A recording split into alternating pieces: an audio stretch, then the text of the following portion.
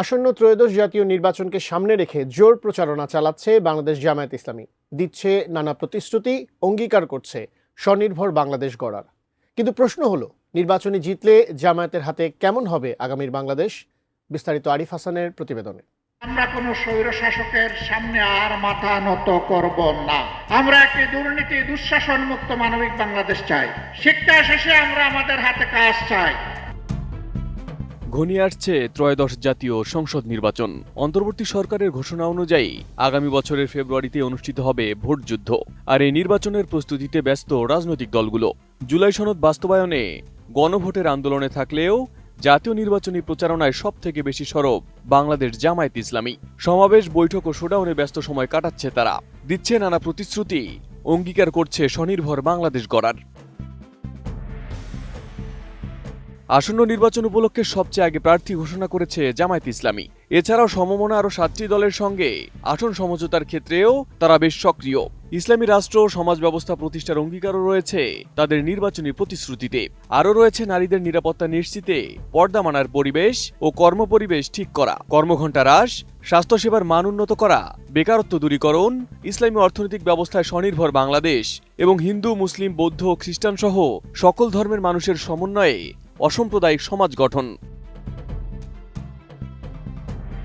এখন পর্যন্ত সরকার গঠন করতে না পারলেও দলীয় সূত্র বলছে, আসন্ন নির্বাচনে সরকার গঠনের লক্ষ্য নিয়ে মাঠে নেমেছে জামায়াত ইসলামী। দলটির আমির ডাক্তার শফিকুর রহমানের প্রত্যাশা, নির্বাচিত হলে বিএনপি ও ফেসিবাদ বিরোধী ও অন্যান্য রাজনৈতিক দলের সঙ্গে সমন্বয় করে সরকার গঠন করবেন তারা।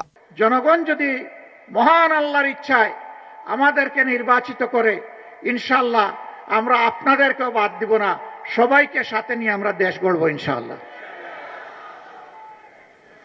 আমরা বিভক্ত জাতি আর দেখতে চাই না। জাতিকে যারা বিভক্ত করে তারা জাতির দুশ্মন। নতুন বাংলাদেশ গড়তে এলো জুলফিকার স্টিল। জুলফিকার স্টিল, ইস্পাত দৃঢ় অঙ্গীকার। যদিও নির্বাচনী প্রচারণায় দলটি মুখর, তবে রাজনৈতিক বিশ্লেষকরা মনে করছেন চ্যালেঞ্জও আছে অনেক। 1971 সালের মুক্তিযুদ্ধ বিরোধী তকমা এখনও দলটির পেছনে রয়েছে। পাকিস্তান ভেঙে বাংলাদেশ সৃষ্টিতে বিরোধিতা করেছে দলটি। এমনকি পাকিস্তানি বাহিনীর সাথে গণহত্যায় অংশগ্রহণের অভিযোগ আছে, যা আসন্ন নির্বাচনের ভোট যুদ্ধে বড় চ্যালেঞ্জের মুখে ফেলতে পারে দলটিকে। এদিকে অর্ধ শতাব্দী ধরে লিবারেলভাবে বেড়ে ওঠা জনগণ তাদের ইসলামী সমাজ ব্যবস্থার প্রতিশ্রুতি কতটা গ্রহণ করবে, সেটিও একটি গুরুত্বপূর্ণ প্রশ্ন বলে মনে করছেন রাজনৈতিক বিশ্লেষকরা। শেখ হাসিনার দীর্ঘ শাসনামলে দমনপীড়নে অন্যান্য বিরোধী দলগুলোর মতো কোণঠাসা ছিল জামায়াত ইসলামী। শীর্ষ নেতৃত্বদের মানবতা বিরোধী অপরাধের মামলায় ফাঁসি দেয় তৎকালীন আন্তর্জাতিক অপরাধ ট্রাইব্যুনাল। যদিও দলটির অভিযোগ, রাজনৈতিক প্রতিহিংসার জেরে শীর্ষ নেতাদের হত্যা করা হয়েছে।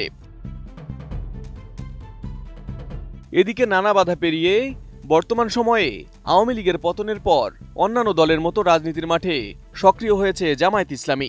এখন দেখার বিষয়, আসন্ন নির্বাচনে জনগণের কতটা সমর্থন পায় দলটি।